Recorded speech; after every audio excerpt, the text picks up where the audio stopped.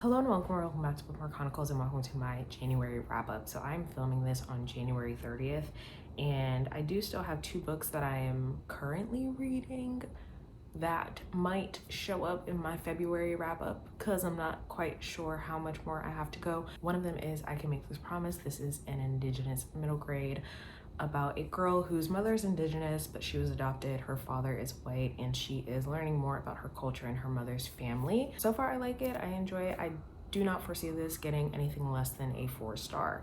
The other book is the final book in the Trouble series by CCJ, which I'll talk a little bit more about in a bit because I have to talk about the first two books anyway. Ironically enough, it is only the first month of 2025, meaning the first month of 2025, read what you own, and I have failed spectacularly because unless I do actually finish I Can Make This Promise, I have not read a single thing from my shelves. But let me tell you what I did read. My first read was a 1-star. I read Outrage by Brian Copeland because I have an arc of the second book in the Topher Davis series, not realizing that when I requested the arc that it was a part of a series. So we're following Topher Davis, who is an investigative reporter, and his sister is a detective, and they're essentially solving crimes together. And that's all fine and dandy. However, there have got to be some violations here with bringing a civilian family member to crime scenes on a consistent basis. But you know, I was willing to suspend my disbelief. I was enjoying this for the most part, was thinking I'd probably rate it somewhere between a 3.5 and a 4 until I got to the very end. I'm going to go ahead and spoil this for you because I genuinely, in good faith, cannot fucking recommend it. The killer in this series is a white woman, essentially cosplaying as a black woman. And the fact that this book was written by a black man just is fucking baffling to me because why the fuck would you do that? Now, this white woman was a cop. She got fired for beating an unarmed black man who was handcuffed. The rest of her squad that was present threw her under the bus and she decided she wanted revenge. Let me pull up the quote of what she says when it's finally discovered who she really is. She says, "I wanted to disappear and I got tired of being called a racist after that beating incident, so I decided to see what it would be like to live my life as a black woman. Darkening my skin and hair wasn't hard." So she decides to cosplay as a black woman, intentionally seduces a black man, and then tries to kill him because the romance that she's in is with the investigative reporter, and she knew that he was getting close to the case. But she had entered into a relationship with him.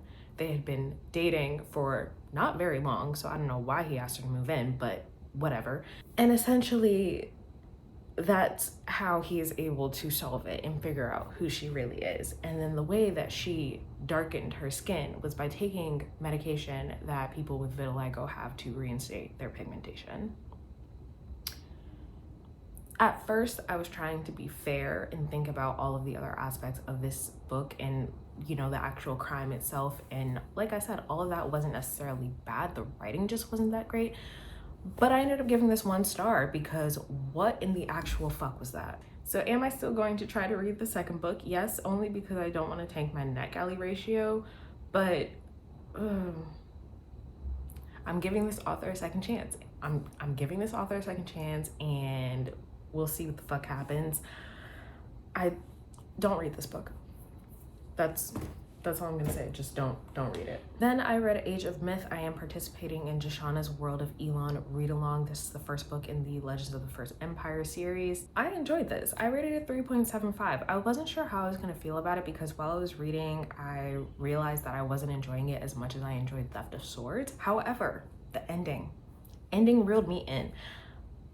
I don't know how to explain this really, aside from we're first following a character who becomes known as the God Killer after he avenges his father's death. He ends up in this small town where they are going through a transition period. The chieftain has recently died, a new chieftain has come into power. However, he is clashing with the wife of the former chieftain. There's also a prophecy that something is coming to destroy this town, and the former chieftain's wife, her name Persephone, I think so, she's trying to figure out what she can do to save her people. And so we follow all these different people who are in the same place for the most part, but have varying perspectives on what's going on. And I will say Michael J. Sullivan is good at plot twists, and just when I thought I was ready to give up and potentially DNF, he turned it around. And so I'm excited to continue the series, and hopefully I enjoy it. I don't think I'm gonna like it overall more than Rhaenyra, but I'm having a good time so far. Then I read The Snow Killer by Ross Greenwood. Now, in my January TBR, I said, I don't know what this is about, perhaps someone killing in the snow. And while that is very vague, it is very accurate as well. What's interesting about this book is that we start off, our very first chapter is in the head of the killer, and we are in the scene that is sort of the turning point in their life that makes them become the snow killer. And I really like that because I feel like that's not something that we get often. So we bounce between perspectives of the snow killer and the detective inspector who is trying to solve the case. There's a plot twist in this that I did not see coming, and I'm tempted to go back and reread the first few chapters because I was kind of like, did I miss this? Did I just not pay attention, or was it written this way intentionally? I might have to do that, but I did enjoy this. I rated it 4 stars. I've noticed that each book in the series is called The Blank Killer, so I'm not sure how far in the series I'll get. I might get tired of it if it seems really formulaic, and plus it's not a huge town, so how many murders can there be? But I'm definitely willing to continue the series. I want to say there are probably like 9 books out already, so we'll see how far I get. Then I read the first 2 books in the Trouble series by Christina C. Jones. I won't talk too much about these because I do have a vlog that I'm working on as I read through her backlist. But in the first book, it's called The Trouble with Love, and we are following twin sisters, Jai and Cameron, as they're both on their journey to finding love. Jai owns a restaurant called Honeybee, and Cameron is the owner of a magazine, Sugar and Spice. I enjoyed this.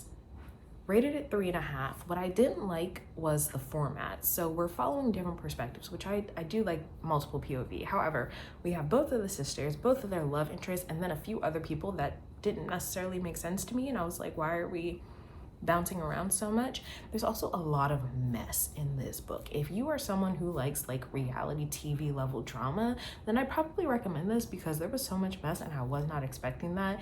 And CCJ does mess in her later work, right? But not like this. I was shocked. There were so many times where things were happening and I was just like, I can't believe she did that. But I was along for the ride. Like I said, I did like that one. And then I moved on to book 2, which is called The Trouble with Us. So we do get a POV from the male main character in here, and I did not want him to be the male main character because I did not like him in the first book. And while I would still say that I don't like him, he did grow on me a little bit, particularly because of one thing that he did. But in this one, we're following a photographer and a blogger. So it's interesting because it's like 2014 when this book was released, but the whole like influencer career starting thing feels still very relevant to today. So I kind of enjoyed that aspect of it, and I wasn't really expecting to because I knew I didn't like the male main character, but I rated this one 3.75 stars. And the final book that I'm still reading is called The Right Kind of Trouble, and in this one we are following the female main character from book 2, her little sister. And I think that I might like this one the most. I think because I like Lauren as a main character. She's in college, she is a single mom. She did have her daughter when she was in high school, and she's like really busting her ass just to get through college and to be able to provide for her little girl. And so far I really like it. I think that I'm really gonna like the love interest in this one, so hopefully it is a 4-star or above. So those are all the things that I got to in January. It's not a lot.